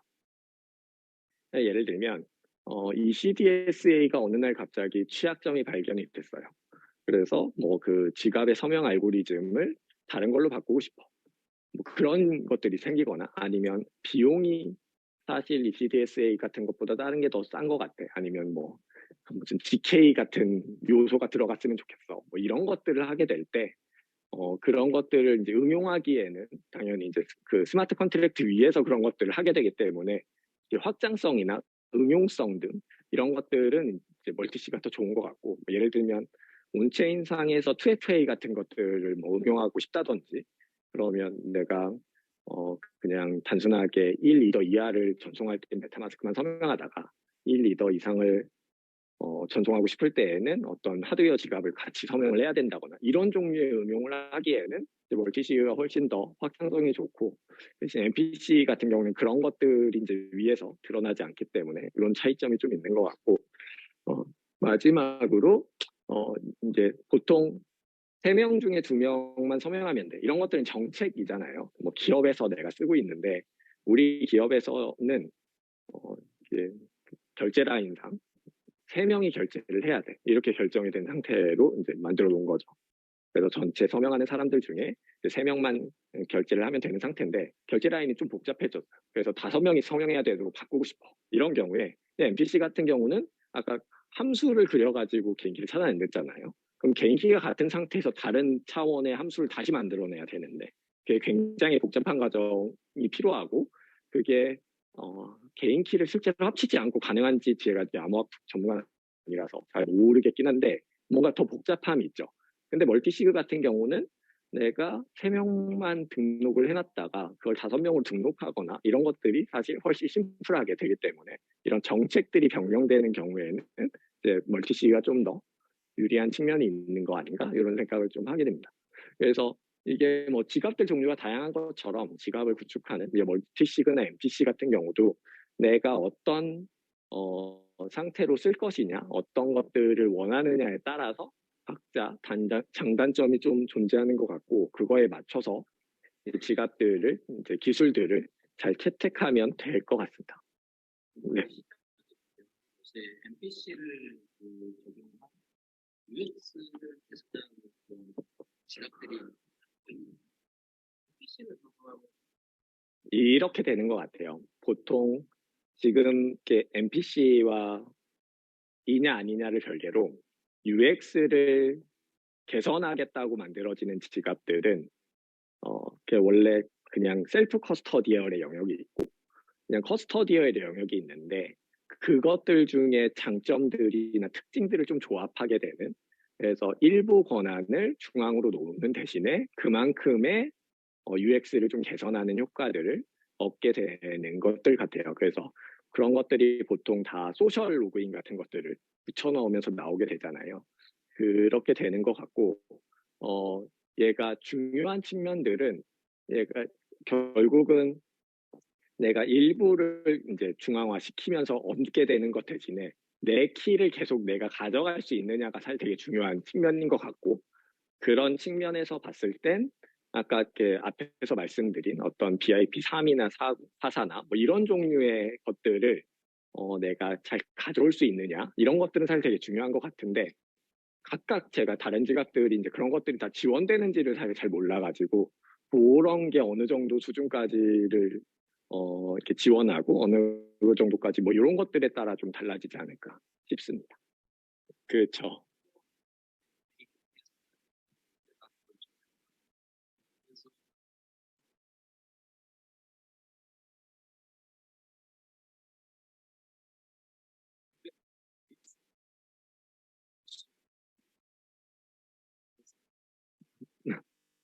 네, 그 NPC를 가지고도 약간 활용하는 것들이 지갑마다 조금씩 다른 것 같긴 하더라고요. 어떤 데는 그냥 그 쉐어 중의 일부를 그냥 네트워크에 올리는 팀들도 있고, 그리고 뭐 공통적인 건 하나는 사용자의 디바이스에 있다. 요거 정도 공통적인 것 같고, 나머지를 이제 공통된 어디에 놓느냐, 중앙화된 어떤 기업이 가지고 있느냐, 이런 것들이 좀씩 달라지는 것 같은데, 어, 저도 약간 그런 측면은 좀 헷갈리는 것들이. 근데 어찌됐던 그 중간 단계의 약간 하이브리드 된 형태의 지갑들이 가질 수 있는 가치는 있는 것 같아요. 뭐 예를 들면 우리가 어떤 웹3 서비스를 하는데 모든 웹3 서비스가 내 자산을 많이 갖고 있거나 뭐 이렇진 사실 않을 수 있잖아요. 그래서 그 뭐 가벼운 종류의 어떤 스탬프를 받을 수 있는 지갑이라든지 이런 것들은 사실 완전 셀프 커스터디얼 지갑을 해야 될 정도의 어떤 가치들 이런 것들은 좀 적은 것 같고 그러면 그런 것들을 위한 서비스들은 대신 좀 더 중앙화되면서 접근성들을 높이는 게 사실 더 가치를 만들어줄 수 있지 않나 뭐 이런 생각은 해봤습니다. 마지막입니다. 네.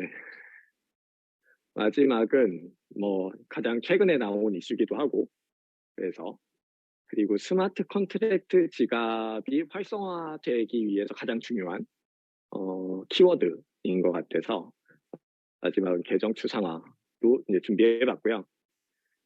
얘가 스마트 컨트랙트라는 어떤 블록체인 위에서 동작하는 프로그램은 혼자 동작은 못해요. 혼자 계속 돌고 있지 않죠.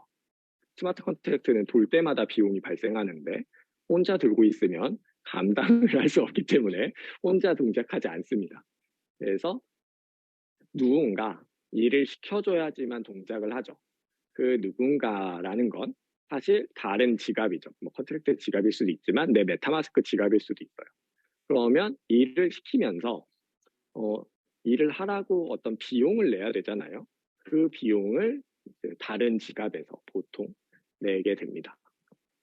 그러면 이렇게 되는 거예요. 스마트 컨트랙트 지갑을 이제 만들어서 거기에 뭐 내 이더도 놓고 내가 갖고 있던 ERC20이나 NFT를 넣고 뭐 이렇게 다 쓰고 있는데 그 스마트 컨트랙트 지갑에서 뭐 이렇게 자금들을 빼거나 어떤 뭐 DF들을 쓰거나 뭐 이런 걸 해야 되잖아요. 그럴 때마다 일을 시키기 위한 내 지갑을 갖고 있어야 되는 거예요. 그러면 그 일을 시키기 위한 내 지갑에 이더를 계속 충전해 놓고 있어야 되는 거예요.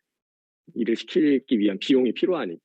그래서 내 원래 자산을 관리하기 위한 지갑도 관리해야 되지만 내 그 가스비를 위한 별도 지갑도 또 관리해야 되는 거죠. 듣기만 해도 굉장히 불편하죠. 그래서 두 개의 지갑을 둘 다 번거로 관리해야 되는 번거로움이 생기는데, 그래서 이런 것들을 이제 또 해결할 때는 일단 나오는 것들이 있습니다. 중앙화하면 되죠, 일부. 그래서 일부 어떤 내가 갖고 있는 메타마스크에 있는 개인 키로는 내가 저 컨트랙트 지갑의 주인임을 그 검증하는 카운터 사인의 목적으로만 쓰고, 어떤 지갑 회사가 내 대신에 일을 대신 시켜주는 거예요. 스마트 컨트랙트 지갑에 가스비를 대신 내주겠죠. 대신에 수수료를 다른 방식으로 가져갈 수는 있고. 그래서 이런 방식으로 해결할 수도 있지만, 얘는 뭐 당연히 이제 걱정되는 것들이 있죠. 저 지갑 회사가 갑자기 운영을 중단하면 나는 어떻게 될 것인가, 뭐 이런 것들이 이제 걱정이 됩니다. 그리고 실제로 스마트 컨트랙트 지갑들 중에 이런 케이스가 발생해서 자금을 뭐 한 달 만에 빼가 뭐 이런 것들이 이제 일어났던 이런 종류의 지갑들도 있죠. 얘는 스마트 컨트랙트 지갑을 가지고 할 수 있는 것들이 굉장히 다양해지는데, 얘를 내가 직접 하려고 봤더니 UX가 엄청 불편하고, 그걸 좀 편하게 하려고 봤더니 중앙화 이슈가 있는 거죠.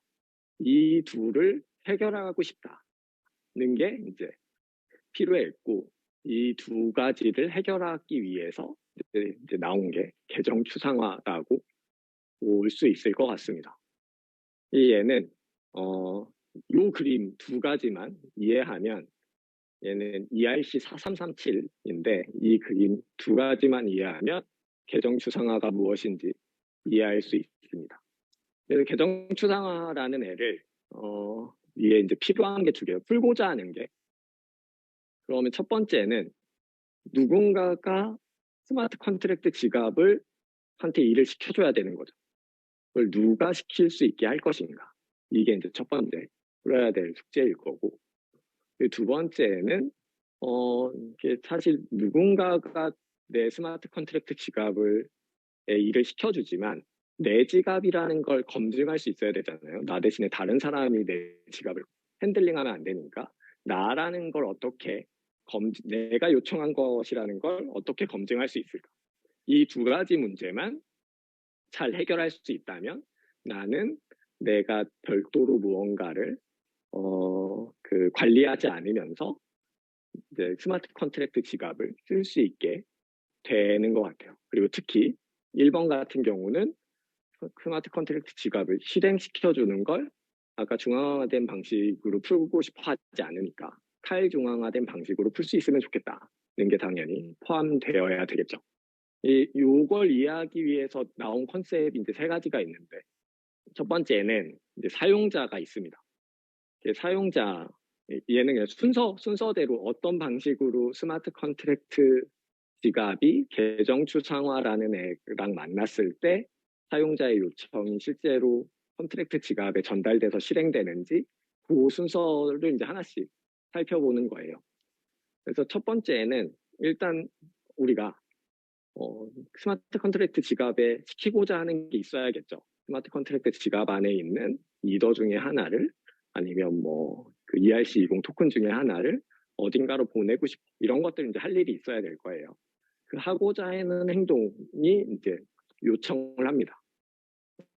그 요청은 어디로 들어가냐면 그 mempool이라는 곳에 들어가요. 이 mempool이라는 건 사실 굉장히 개발자들 친화적인 단어이긴 한데, 개발자분들이 모여 계시니까 얘가 트랜잭션들을 우리가 보통 블록체인 날릴 때에도 트랜잭션들이 모여있는 어떤 멤풀이 있거든요. 그런 것처럼 사용자가 지갑으로 한 요청들을 모아놓는 멤풀이 있고, 여기서는 유저 오퍼레이션 멤풀이라고 부릅니다. 그래서 이제 뭐 지갑 사용자들은 사실 굉장히 많으니까 그 사용자들이 각각 요청한 것들이 멤풀에 모여 있는 거죠. 그러면 이제 번들러라는 어떤 주체가 나타나요. 번들러라는 건 누구나 그냥 참여할 수 있는 어떤 존재입니다. 그래서 우리가 마이너가 되거나 아니면 이더리움의 밸리데이터를 하고 싶으면 누구든지 그냥 참여할 수 있는 것처럼 번들러도 이런 걸 하고 싶다고 누구든지 참여할 수 있는 어떤 탈중앙화된 생태계라고 볼 수 있고, 이 번들러는 멤플에 있는 것들 중에 이제 내가 처리하고 싶은 그 사용자의 요청들을 모아요. 이게 그 블록 밸리데이션 하는 거랑 약간 비슷한 느낌인데, 이게 모으는데 보통 수수료가 높은 걸 모으겠죠. 사용자가 내가 이더 하나를 보내고 싶은데 이걸 대신에 처리해주면 내가 수수료 1,000원을 줄게, 이런 사용자가 있고, 어떤 사용자는 내 거 처리해주면 2,500원 줄게, 이런 사용자들이 있을 텐데, 그 중에서 나한테 수수료를 많이 주겠다고 하는 요청들을 모으겠죠. 그래서 그 요청들을 모아서 그걸 실제로 스마트 컨트랙트한테 내 가스비를 내면서, 번들러가 가스비를 내면서 요청을 하게 되는 이런 방식이라고 볼 수 있습니다. 그래서 여기서의 핵심은 번들러하고 이제 멤플인데, 이제 멤플이라는 어떤 그 구조하고 번들러라는 플레이어들이 도입됨으로써, 보통 번들러들은 이제 마이너들이 많이 한다고 해요. 그래서 그걸 가져다가 중간에 처리하는 것들을 좀 탈중화시켜 놓은 이런 모델이 이제 첫 번째 이제 구조라고 볼 수 있습니다. 이제 두 번째는, 이제 나는 내가 지갑 주인인데 나는 사실 블록체인에 직접 요청한 적이 사실 한 번도 없잖아요. 나는 그냥 멤플에 던져놓은 거지. 그럼 스마트 컨트랙트 입장에서 보면 내가 보낸 요청인지를 처리하는 일련의 과정들, 검증하고 처리하는 일련의 과정들이 필요하겠죠. 그것과 관련된 어떤 순서나 아니면 그 항목들이 있습니다. 그럼 번들러는 멤플에 있는 것들 중에 몇 개를 골라가지고 어디에 전달을 해야겠죠. 온체인에 있는 어떤 그 컨트랙트를 호출해야 되는데, 걔가 이제 엔트리 포인트 컨트랙트라는 겁니다. 얘는 그냥 공용의 하나의 컨트랙트예요. 이런 그 스마트 컨트랙트 지갑을 사용자의 요청과 연결하기 위한 어떤 공통 인터페이스가 필요한데, 그런 공통 인터페이스를 이제 처리해주기 위한 이제 공통 컨트랙트라고 볼 수 있고, 번들러는 저 엔트리 포인트 컨트랙트를 호출하는 거죠. 호출하면서 가스비를 내겠죠. 그러면 이 컨트랙트, 이제 엔트리 포인트 컨트랙트에서 이제 실질적인 무언가들을 한 단계씩 이제 처리해 나가는데, 컨트랙트는 이제 여러 가지 요청들이 나한테 들어왔을 거잖아요. 컨트랙트에. 그 중에 이제 하나씩 각자 맞는 그 스마트 컨트랙트 지갑들한테, 얘는 A라는 스마트 컨트랙트 지갑에 온 요청이네. 그러면 A라는 스마트 컨트랙트한테 보내. 그래서 야, 이게 네 지갑 주인이 보낸 요청이 맞는지 확인도 해보고, 그리고 이게 허용된 어떤 트랜잭션들인지 뭐 이런 걸 확인해. 이런 종류의 어떤 검증 절차를 한번 거치게 됩니다. 실제 수행하기 전에. 그래서 이게 검증하는 건 크게 이제 두 가지가 되겠죠. 하나는 지갑 주인의 요청이 맞는지, 이런 전자 서명을 하겠죠. 그리고 그 다음엔 스마트 컨트랙트 지갑이니까 어떤 조건들이 있을 거잖아요. 내가 하고 설정해 놓은 그런 거에 맞는 요청인지 이제 검증을 합니다. 일단 이게 검증이 완료되면, 그러면 이 요청은 이제 수행해도 된다는 뜻을 가지고 있잖아요. 그럼 수행하기 전에 아까 수수료를 번들러가 대신 네트워크 수수료를 내줬으니까 그 약속한 수수료를 다시 번들러한테 줍니다. 뭐 이럴 수 있죠. 그 번들러는 사실 가스비를 내기 때문에 이더를 수수료로 내게 될 거예요. 근데 내가 스마트 컨트랙트 지갑이 번들러한테 지우게 되는 수수료는 꼭 이더일 필요는 없죠. 그게 뭐 어떤 ERC20 토큰일 수도 있고, 그건 이제 그 수수료에 내가 뭘 주겠다에 따라서 좀 달라질 테니까 수수료를 먼저 지급하게 됩니다. 그럼 실제로 수수료까지 받았으니까 실제 요청한 사항들이 이제 수행되게 되겠죠. 뭐 이더를 보내달라고 그랬으면 이더를 이제 스마트 컨트랙트 지갑에서 다른 쪽으로 보내거나 뭐 이런 종류의 수행이 시작하게 되고, 끝나고 나서 이렇게 뭐 남는 가스비들은 뭐 리펀드 되거나 뭐 이런 것들이 있다고 하는데, 어찌됐든 중요한 건 요청을 검증한 다음에 그걸 실질적으로 이제 수행을 마친다는 거죠. 그리고 이제 보통 스마트 컨트랙트 지갑 쓰면서 가장 해결하고 싶은 것 중에 하나가 이제 수수료 대납인 것 같아요. 어찌됐든 가스비라는 게 주는 어떤 UX적인 어려움이 있기 때문에 그런 것들을 좀 해결하는 것들을 이 계정 추상화를 통해서 함께 해결하고 싶어 했었고, 그래서 이런 어떤 그 수수료 대납 기능도 이제 그 계정 추상화 안에 포함되어 있어요. 그래서 얘는 페이 마스터라는 컨셉이 있어서 아까는 내 스마트 컨트랙트 계정에서 이 요청이 제대로 되어 있는지를 확인한 다음에 그 확인이 잘 되고 나면 내 스마트 컨트랙트 계정에서 수수료를 줬단 말이에요. 그거 대신에 페이 마스터로부터 낼 거야 이렇게 들어오면 어떤 서비스의 회사겠죠. 만약에 디센트라는 회사가 우리는 사용자들의 수수료를 대납해 주겠어. 그러면 페이마스터는 디센트의 이제 스마트 컨트랙트가 될 거예요. 그래서 그 페이마스터가 이번 거의 수수료는 그 페이마스터가 내줄게. 뭐 이런 컨셉이 이제 그 계정 추상화 규격 안에 그냥 같이 들어가 있습니다. 그래서 이번 달이었던가요? 이드 덴버에서 여기서 필요한 게 있죠. 그 아까 엔트리 포인트 컨트랙트가 있어야 번들러도 뭔가 그게 요청을 하고 이렇게 될 테니까 그게 이제 그 디플로이 됐다는 소식이 있었다고 이제 들었습니다. 네, 이건 네 재선님이 내신 질문이신데 계정 추상화로 지갑은 어떻게 변하게 될까요? 네, 얘가 갖고 있는 가장 중요한 의미는 사실 스마트 컨트랙트 지갑이 이제 활성화될 수 있다는 데 있는 것 같아요. 스마트 컨트랙트로 이제 지갑을 만들려고 했던 많은 시도들도 있고 아이디어도 많이 있는데 걸리게 되는 가장 큰 걸림돌은 가스비를 어떻게 해결할 것이냐, 그리고 그 가스비로부터 나오는 부수적인 문제들을 어떻게 해결할 것이냐라는 게 있었는데 이제 그걸 약간 탈중앙화된 방식으로 그리고 공통적인 표준을 만들면서 해결할 수 있게 되었고, 그리고 지금 롤업들 아니면 레이어 2들에서는 이런 그 계정 추상화가 그냥 탑재돼서 출시되는 경향들이 있기 때문에 예를 들면 스타크넷 같은 경우는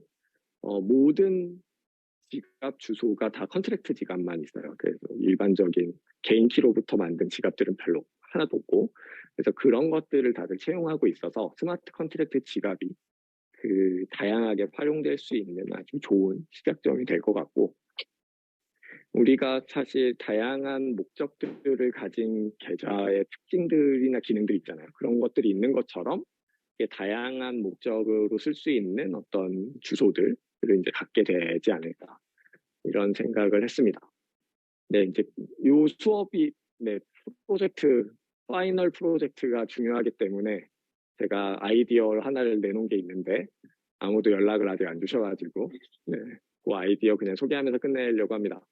그래서 스마트 컨트랙트 지갑 얘기를 많이 했으니까 이런 거 그냥 가볍게 만들어 보면 재밌지 않을까? 뭐 떠먹을 일이 많을지 적을지는 모르겠지만 그런 생각을 해봤고요. 아까 말씀드린 것처럼 송금 한도가 적을 때는 그냥 메타마스크 가지고 그냥 서명을 하다가 송금 한도를 넘어가게 되면 우리 은행에서 뭐 이렇게 송금할 때에도 내가 큰 금액을 송금할 때는 뭐 OTP를 보거나 아니면 뭐 보안카드를 보거나 이런 거 하잖아요.